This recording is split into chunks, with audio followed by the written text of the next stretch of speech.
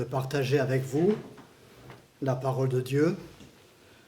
Selon ce que le Seigneur a mis sur mon cœur, je vais faire une lecture dans l'épître de Jacques, le chapitre 5 et le verset 16.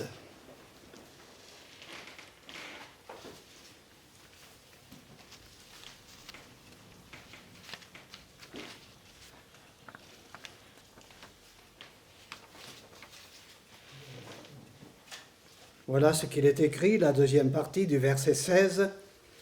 La prière fervente du juste a une grande efficace, est très efficace. Et la deuxième lecture se trouve dans l'évangile de Luc, chapitre 21 et le verset 34.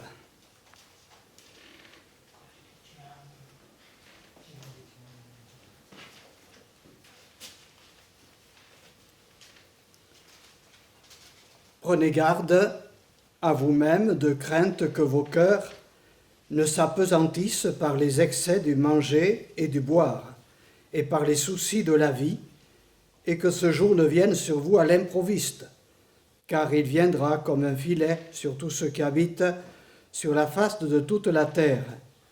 Veillez donc et priez en tout temps, afin que vous ayez la force d'échapper à toutes ces choses qui arriveront et de paraître debout devant le Fils de l'homme.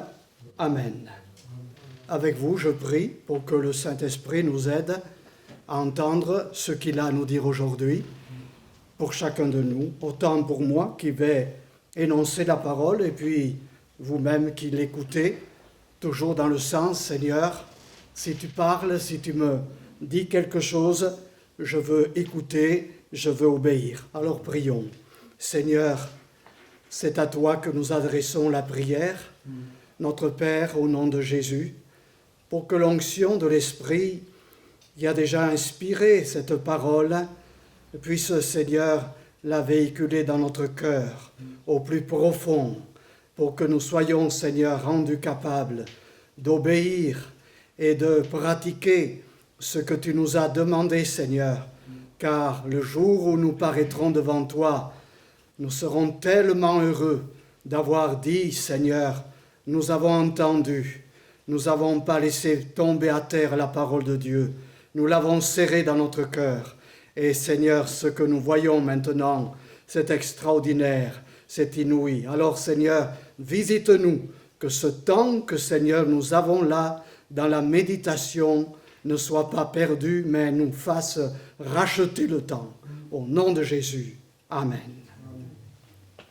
La prière, frères et sœurs, a une grande efficacité. Je parle de la prière pour chacun de nous qui sommes nés de nouveau. Et le Seigneur dit qu'elle a une grande efficacité. Déjà, il faut commencer par le commencement. Notre vie chrétienne, notre communion avec Jésus a commencé par une prière. Tu invoqueras le nom du Seigneur et tu seras sauvé. Et ça, c'est une prière qui a été exaucée immédiatement. Je me souviens de ce jour où, ayant entendu la parole de Jésus, d'où le serviteur de Dieu l'a énoncé, et puis à un moment donné, il a dit, si quelqu'un veut être sauvé, qu'il dise, Seigneur Jésus, sauve-moi, pardonne mes péchés. Je me souviens que quand je suis reparti chez moi, c'était le soir, assez tard, et dans la rue du village de Gimont, j'ai prié dans ma voiture et j'ai dit, Seigneur Jésus, sauve-moi, pardonne mes péchés. Et je peux vous dire qu'instantanément, quelque chose s'est passé, je ne savais pas quoi, dans ma vie. Et le lendemain matin, j'ai été une nouvelle créature. Toute ma vie a changé. Et donc, c'est à partir de ce moment-là que j'ai compris que quand on appelle le Seigneur, quand on prie, il répond. Alléluia. Alors, je veux m'entretenir là-dessus et vous dire, frères et sœurs, vous qui avez fait ce pas d'avoir invoqué Jésus et qu'il vous a répondu pour vous sauver, aujourd'hui, je voudrais pendant ces quelques instants que vous soyez convaincus de devenir un homme et une femme de prière. Vous savez pourquoi? Premièrement, l'exemple. Jésus a été un homme de prière. On pourrait dire qu'il l'a fait pour l'exemple, qu'il n'était pas obligé de prier. Il était Dieu et homme à la fois. Et pourtant, c'est plus que ça. Jésus, s'il a prié, c'est qu'il savait que c'était essentiel et nécessaire.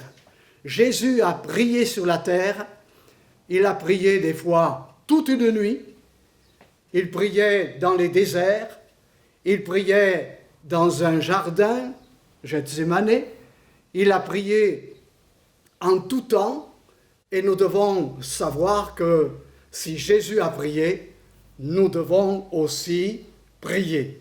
Amen. Et puis, voyez-vous, Jésus ne s'est pas contenté seulement de prier et d'avoir eu l'exaucement, mais il a enseigné la prière. Et c'est ce que nous allons voir. Et c'est ce qui va nous convaincre d'être, je le crois que déjà vous priez, mais de prier davantage jusqu'à voir la gloire de Dieu. Alors, Jésus l'a enseigné, et je pourrais vous dire aussi que Jésus, ressuscité, glorifié à la droite de Dieu, prie encore. Ce ministère, il l'exerce encore. Jésus prie pour vous, Jésus prie pour nous, Jésus prie pour moi. Alléluia. Et donc, nous devons entendre cette parole pour se dire, et moi, qu'est-ce que je fais? Alors, les disciples, voyant Jésus, ont dit, Seigneur, enseigne-nous à prier, comme Jean-Baptiste l'a enseigné à ses disciples. Et là, Jésus a dit, quand vous priez, dites, et vous connaissez le Notre Père, je ne vais pas le réciter, puisque Jésus l'a enseigné, non pas pour qu'on le récite, mais pour qu'on prie sur la base de ce qu'il a dit sur le Notre Père. Et voilà que Jésus, continuant à enseigner sur la prière, donnera cette parabole pour dire qu'il faut toujours prier et ne pas se relâcher. Et vous connaissez, parce que je ne vais pas faire toutes les lectures, mais vous connaissez l'histoire de la veuve devant le juge inique. Alors que ce juge inique ne craignait point Dieu et n'avait d'égard pour personne, lorsque cette veuve, qui était, pour ainsi dire, dans la difficulté, dans une partie adverse, elle a demandé « Fais-moi justice ». Il a dit non. Et chaque fois qu'elle y allait et qu'elle continuait, il disait « Va-t'en ». Non, je ne ferai pas, je ne crains pas Dieu, et puis je n'ai pas d'égard pour toi. Mais il est dit qu'elle a continué. Et elle a continué au point que le juge inique a dit, eh bien, si je la laisse faire, elle va me casser la tête. Elle va, une autre version dit, elle va me sauter au visage. Tellement qu'elle a insisté, elle a persévéré. Et voilà que Jésus dit, et vous qui criez à Dieu jour et nuit, Dieu ne fera-t-il pas justice à ses élus? Je vous le dis, il leur fera promptement justice. Mais quand le Fils de l'homme viendra, trouvera-t-il la foi sur la terre? C'est-à-dire le calibre de cette prière intense. Et Jésus dit tout cela pour dire, priez, priez, ne vous relâchez pas. Le faisons-nous? Alors maintenant, on peut entendre beaucoup d'enseignements sur la prière, et je crois que pour ceux qui sont convertis depuis longtemps, eh bien, ce n'est pas la première fois que vous entendez cela. Et on peut marteler beaucoup d'enseignements sur la prière, mais est-ce que, personnellement, nous prions? C'est-à-dire, nous nous tenons devant la face de Dieu, comme le Seigneur l'a dit, et surtout, ne vous relâchez pas. Et nous venons de voir ces passages de la parole de Dieu où il est dit « Parce que la prière a une grande efficacité. » Voyez-vous, on a besoin d'être efficace. Nous, en tant que chrétiens sur la terre, on se dit « Mais pourquoi on est là alors que les gens ne veulent pas entendre ou que sais-je, mais on est là pour être efficace, on est là pour prier le Seigneur. Dieu ne fait rien sans la prière. Déjà, Jésus nous l'a démontré. La prière persévérante, mais aussi la prière sans douter.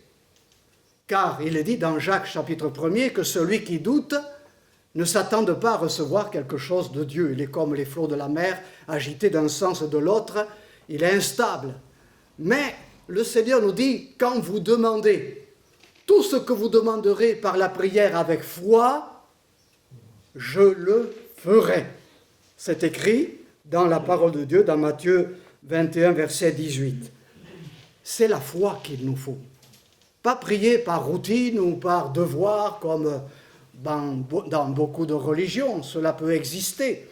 Mais nous prions avec foi pour que notre demande, entendue par le Seigneur, au nom de Jésus, nous soit exaucée. Et ça, c'est important.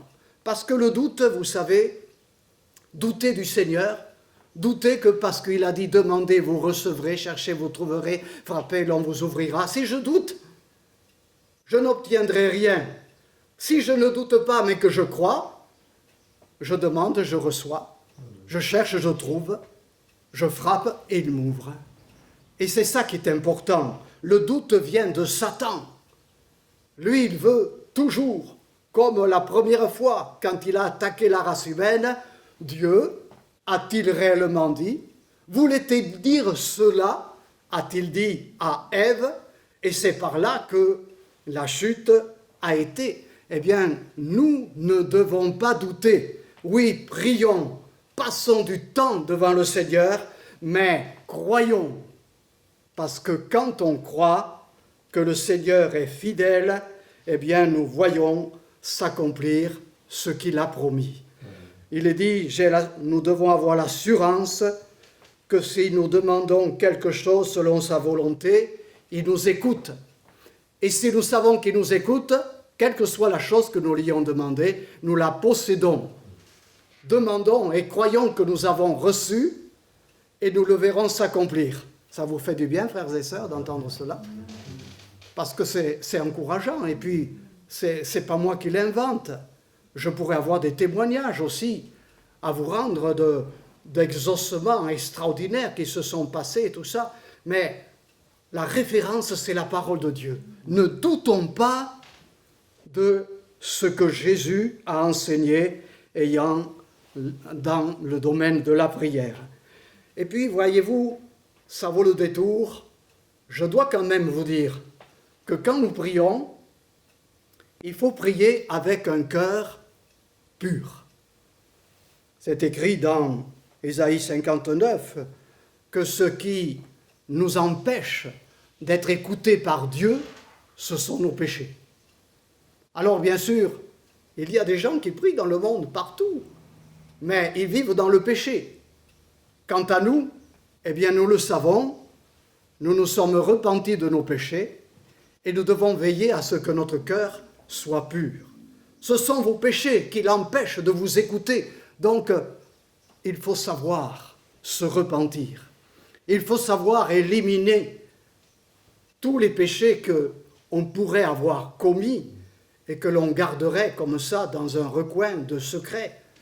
Nous devons nous ouvrir au Seigneur, lui demander pardon, et c'est là qu'il est fidèle et juste pour nous pardonner nos péchés et nous purifier de toute iniquité. Ô frères et sœurs, c'est vrai, le Seigneur veut entendre la prière, mais c'était important qu'on signale tout à nouveau, parce que vous le savez, je ne vous apprends rien de nouveau ce matin, mais c'est quand même important d'en reparler. Assurez-vous qu'il n'y a pas un péché dans votre cœur. Assurez-vous de cela. Et si oui, le Seigneur ne vous accuse pas, il ne vous juge pas, mais il vous convainc de péché pour que vous veniez à la croix et que là, vous vous repentiez. Là, le Seigneur nous lave et nous purifie de tout péché. Il est dit dans Proverbe 28 que si quelqu'un détourne son oreille pour ne pas écouter la loi, sa prière même devient une abomination. prier avec le péché, c'est une abomination devant Dieu. Soyons clairs, c'est important de se le dire, parce que c'est écrit, c'est la parole de Dieu. Il ne faut pas se cacher les choses, il ne faut pas être complaisant, il ne faut pas avoir des arguments, des alibis pour dire « Seigneur, mais quand même, dans ma logique, je ne vois pas les choses comme toi. » Le péché, appelons-le le péché. Mais la capacité aussi de savoir se le dénoncer en soi et le reconnaître devant le Seigneur avec regret et lui demander pardon pour le laisser au moment même. Ça, c'est une grâce de Dieu et c'est une ouverture à la prière, au désir même de prier, à la persévérance à la prière, une ouverture à ne plus douter, mais à manifester la foi. Alléluia. Prions, frères et sœurs, aussi en sachant ce que nous demandons. Parce que le Seigneur, il a dit, il y en a qui, à force de parler, de paroles, ils croient qu'ils vont être exaucés. Non, ce n'est pas des paroles, ce n'est pas du charabia qu'il nous faut. Excusez l'expression, mais quand nous prions, nous devons être précis. Et Jésus aussi l'a dit dans cette parabole, cet ami qui venait de recevoir des gens dans sa maison, il n'avait pas de pain, il est allé chez son ami, frappé à la porte. Il a dit, ami, prête-moi 3 pains, parce que quelqu'un est arrivé, j'ai pas de pain, tout ça. Et il a montré que, c'est vrai, il a persévéré, tout ça, mais il savait ce qu'il demandait. Et Jésus l'a dit aussi pour ça. Et le Seigneur dit que si un enfant nous demande du pain, on ne va pas lui donner un caillou. Donc, il faut être vraiment précis et savoir ce qu'on demande. Et après, eh bien, on regarde et on se voit que l'exaucement est concrétisé, matérialisé parfois dans le domaine guéris-moi, Seigneur, tu vois, j'ai une douleur au cœur. Eh bien, je te présente cette douleur, et c'est précis, et guéris-moi, plutôt que de dire Seigneur, aie pitié de moi, comme cet aveugle qui, finalement, disait Seigneur, fils de David, aie pitié de moi. Bon, appelez-le, qu'il soit là, et qu'il dise, Jésus savait ce qu'il avait, mais que veux-tu que je fasse pour toi? Précise. Et l'aveugle a dit, je veux recouvrer la vue, je veux retrouver la vue. Eh bien, qu'il te soit fait selon ta foi. Et à l'instant, il a retrouvé la vue. Alléluia. Et c'est ça, finalement. On peut crier au Seigneur, on peut passer des heures devant le Seigneur, et puis avoir parlé, méli-mélo des paroles, et puis ne pas savoir trop ce que l'on a demandé quand on a fini. Alors que, dans la prière, nous devons être précis, même si c'est court.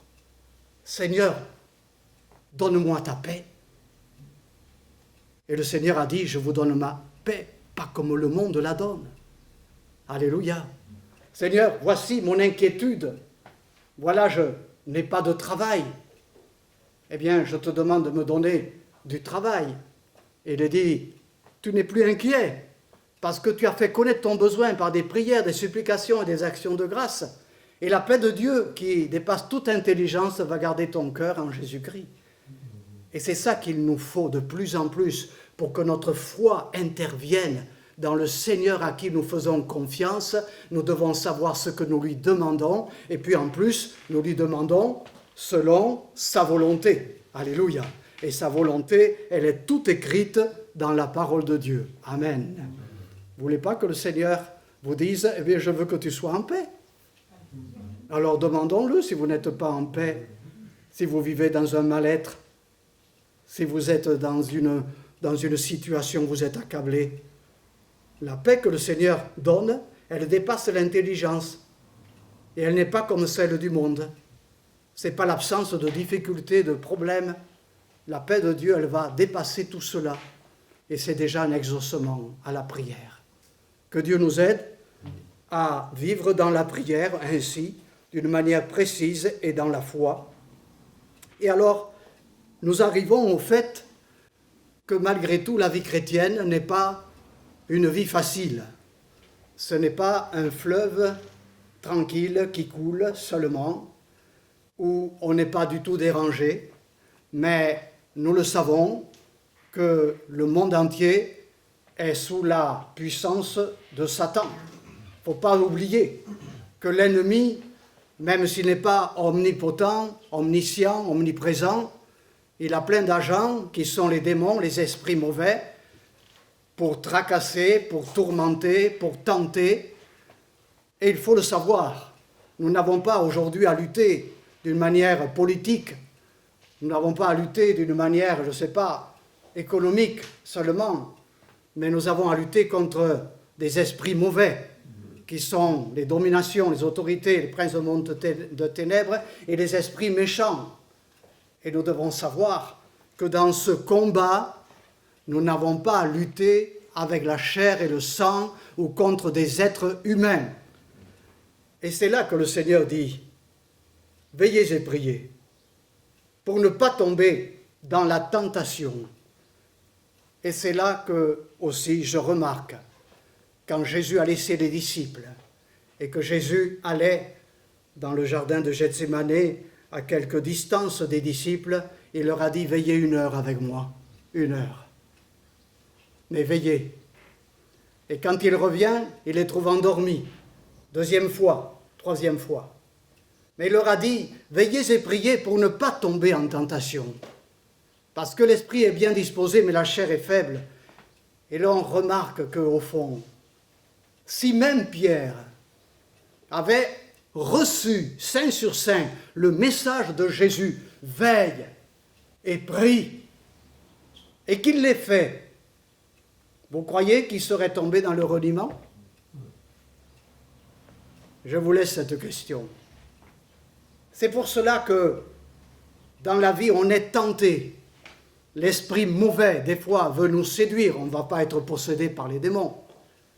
Entendez-moi bien. Mais on est tenté. Parfois, il y a une mauvaise pensée qui peut nous arriver. Il peut y avoir un esprit mauvais qui veut essayer de nous décourager, de nous effondrer. Mais par la prière, lorsque l'on demande au Seigneur, que l'on voit les choses clairement, qu'on est illuminé dans notre esprit par le Saint-Esprit, eh bien, on prie. Et le Seigneur nous donne aussi la victoire. On ne peut pas dire, eh bien, voici, je suis comme ça, vous savez, c'est mon point faible, que sais-je? C'est ma manière de voir les choses. Non, il ne faut pas excuser ce qui est péché. Il faut l'avouer et il faut s'en débarrasser. Et ce n'est que par la prière. La prière, veillez et priez pour ne pas tomber en tentation. Et si je voulais inverser le verset pour le comprendre encore mieux, c'est ne veillez pas et ne priez pas. Et vous allez tomber dans la tentation. C'est comme ça. Le Seigneur nous appelle à résister dans la prière au nom de Jésus. Jusqu'à même, quand les disciples ont dit, mais pourquoi nous n'avons pas pu chasser ce démon? Et le Seigneur leur a dit que cette espèce-là ne sort que par la prière et le jeûne. Et si Jésus leur a dit ça, c'est parce qu'ils ne priaient pas eux et ils ne jeûnaient pas. Et je crois que si nous voulons aussi être exaucés et avoir une vie de prière intense, sans se relâcher et sans douter, et en mettant aussi, en mettant les esprits mauvais s'en vont, eh bien nous devons savoir prier et jeûner. Et le Seigneur nous donne aussi là de grandes victoires. Peut-être des fois ces principes sont oubliés par nous chrétiens, parce qu'on est rentré dans peut-être un système, un rite, une habitude, une routine, mais des fois ça vaut la peine de sauter un repas, de dire Seigneur, c'est parce que je veux être encore plus près de toi. Quand je prie, je veux être très conscient que c'est toi le Maître, c'est toi qui as toute la puissance, c'est toi Seigneur qui peut aujourd'hui me donner la victoire sur tout ce qui peut déstabiliser ma vie. Que le Seigneur nous fortifie dans ce domaine et que vous n'oubliez pas, parce que je vais passer encore à un autre sujet, pas le sujet de la prière, un autre sujet de la prière, mais je vais passer sur un autre verset. Mais celui-là, ne l'oubliez pas, parce que j'y crois vraiment. Veillez et priez pour ne pas tomber en tentation et dans des tentations qui se font pressantes et dont vous direz même je ne pourrai pas la supporter. Eh bien, parfois, il faut savoir jeûner et prier. Ce n'est pas un ordre, c'est ce que le Seigneur nous conseille. Gloire à Dieu. Et puis, la prière, vous savez, à un moment donné, nous fait racheter du temps. Parce que quand on prie, on ne perd pas du temps. Même la prière, c'est un travail. Il est dit même de Epaphras qu'il prenait beaucoup de temps et beaucoup de peine à prier incessamment pour les chrétiens. Et je crois que la prière est un travail. Et si je le dis dans le domaine de racheter le temps, c'est pour dire qu'à un moment donné, les disciples se sont retrouvés sans Jésus sur la terre. Ils l'ont vu partir, mais Jésus leur a laissé une promesse. Attendez, vous recevrez une puissance, le Saint-Esprit survenant sur vous, et alors vous serez mes témoins jusqu'au bout de la terre. Jusque-là, ils devaient se demander, mais comment on va pouvoir porter l'Évangile jusqu'au bout de la terre? Comment on va délivrer le message? C'est impossible. Mais vous recevrez une puissance, ça va vous faire gagner plus de temps que ce que vous pensez. Et vous savez que dans l'époque du début de l'Église, l'Évangile est allé partout. Et voyez-vous, quand Jésus a donné cette promesse, qu'est-ce qu'ils ont fait, les disciples? Chaque jour, ils intercédaient. Chaque jour, ils persévéraient dans la prière. Ils bénissaient Dieu dans le temple, chaque jour. Et le jour de la Pentecôte, le Saint-Esprit est survenu sur eux. Et à partir de là, ils ont été les témoins. Et d'ailleurs, c'est à partir de là qu'aujourd'hui, nous pouvons entendre la parole du Seigneur dans son actualité comme au début, parce qu'ils ont prié afin que le Saint-Esprit vienne sur eux et ils l'ont reçu. Vous savez, frères et sœurs, il nous faut prier pour recevoir le baptême du Saint-Esprit. C'est un don, c'est une promesse. Il est même dit, le Saint-Esprit est donné à ceux qui le demandent. Mais si nous ne le demandons pas, si nous ne prions pas, le Saint-Esprit, bien sûr, il habite en nous parce qu'on est né de nouveau. Mais je veux parler de la puissance du Saint-Esprit en soi vient par la prière.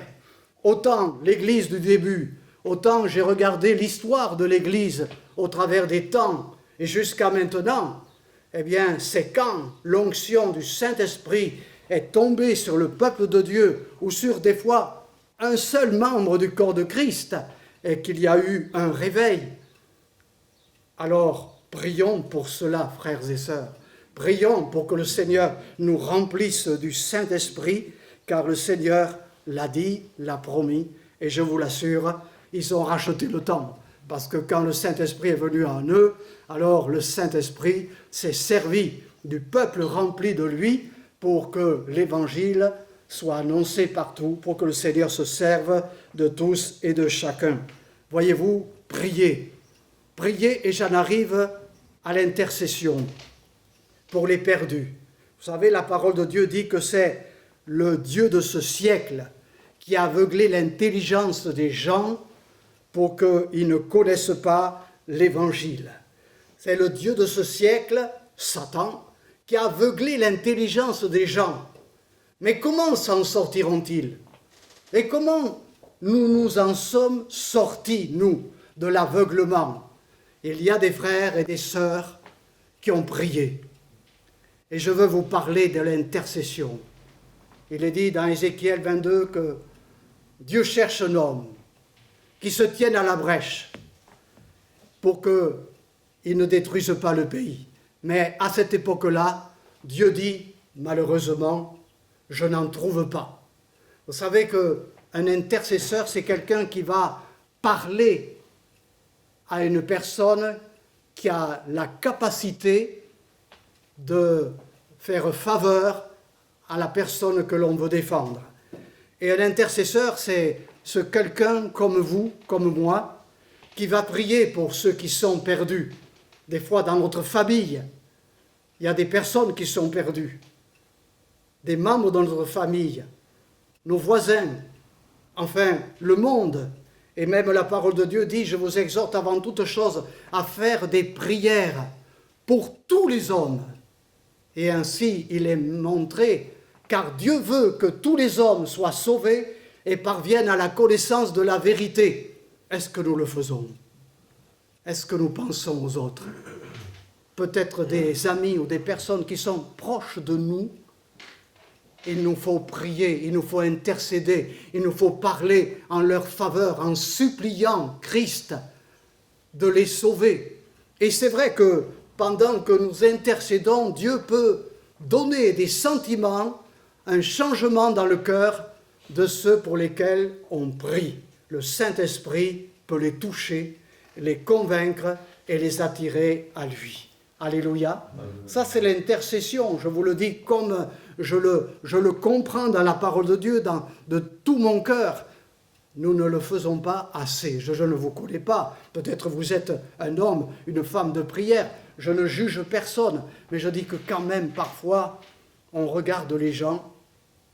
On ne voit même plus qu'ils sont perdus. Peut-être même on critique. On critique les autorités, on critique le gouvernement, on critique ci et là. Je crois que le Seigneur a dit plutôt, avant toute chose, priez. Vous êtes exhortés à cela, pour tous les hommes, même pour ceux qui nous gouvernent. Et c'est là que par l'intercession, nous pouvons faire avancer l'œuvre de Dieu. Par la prière ainsi, eh bien, on peut faire mouvoir le bras de Dieu. Et puis le Seigneur se résout à notre oui ou notre non dans la prière. Si on ne prie pas, Dieu ne fait rien sans la prière. Même Jésus l'a démontré puisqu'il priait. Nous devons ainsi prier, ainsi par l'intercession, nous pouvons ouvrir les yeux des aveugles spirituels, c'est-à-dire que nous le demandons au Seigneur qui par le Saint-Esprit peut le faire. Et en terminant, frères et sœurs, ça ne serait pas un sujet difficile, c'est un sujet difficile à terminer, mais je vais y mettre une fin, surtout ce que j'ai voulu entreprendre avec le Seigneur aujourd'hui, c'est que vous ayez à cœur de passer du temps dans la prière. Passer du temps, comme Jésus l'a dit, quand tu pries, entre dans ta chambre, ferme ta porte et prie. Et Dieu qui voit dans le secret te le rendra. Vous savez, j'ai travaillé parmi des peuples où ils ne pouvaient pas faire cela. Ils ne pouvaient pas rentrer dans leur chambre, fermer la porte et prier parce qu'ils vivent dans des cases et ils vivent tous ensemble et ils dorment tous ensemble dans des cases. Il n'y a pas de pièce pour se mettre de côté. Alors je disais aux frères et sœurs, qu'est-ce que ça veut dire ce passage? Entre dans ta chambre, ferme ta porte et prie. Ça veut dire vous, isolez-vous devant le Seigneur. Dans le secret, répandez votre cœur, votre âme devant lui. Voyez le manguier qui est là-bas? Sortez maintenant de l'ambiance de tous et allez tout seul et fermez toutes les portes de vos pensées, des uns des autres, des dérangements.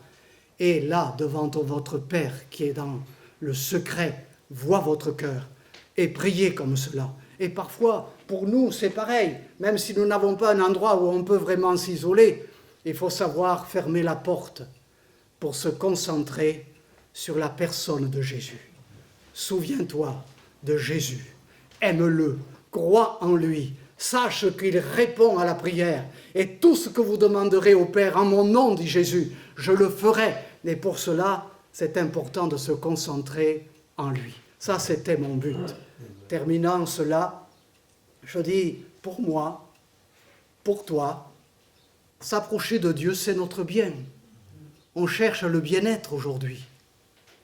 Mais seule la race de Dieu, c'est-à-dire les chrétiens nés de nouveau, ont un bien-être intérieur qui ne peut pas être comparable avec les endroits idylliques où on pourrait aller et se rincer les yeux, tout ça.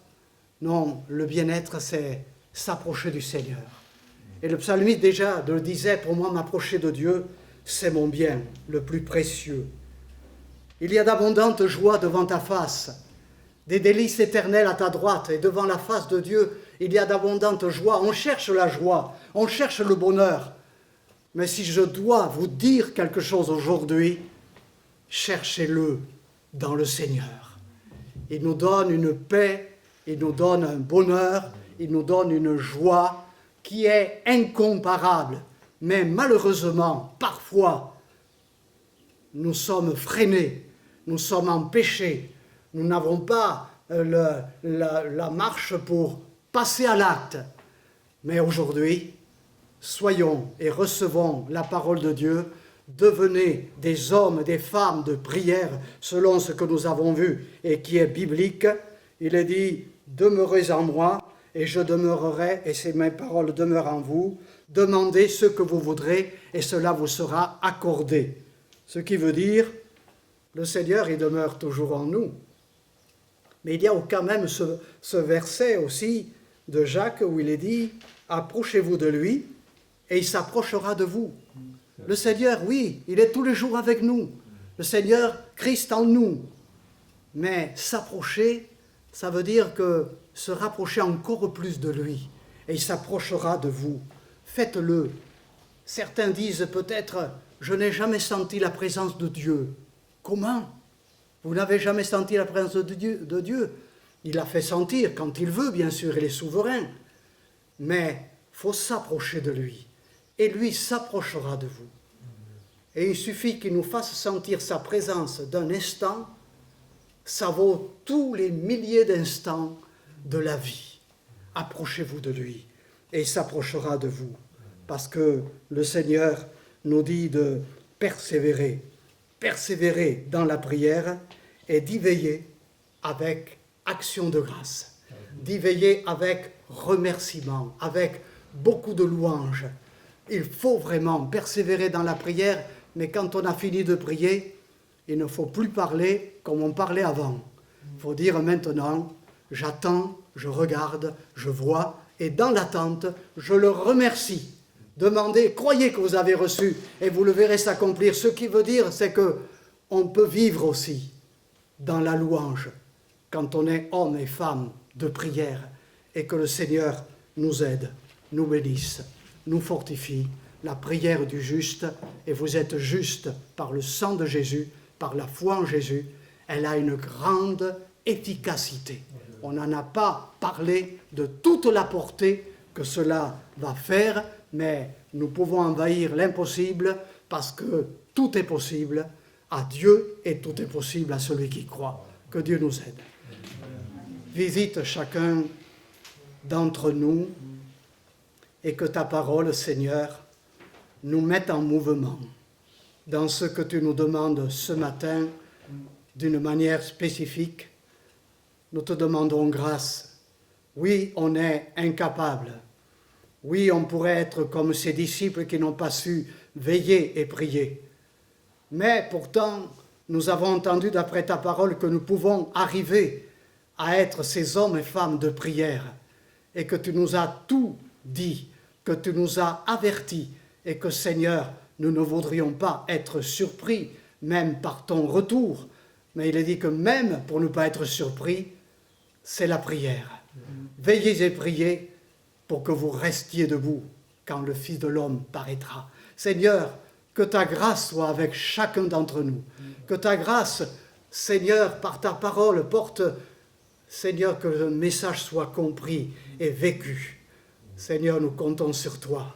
Le monde a besoin d'intercesseurs.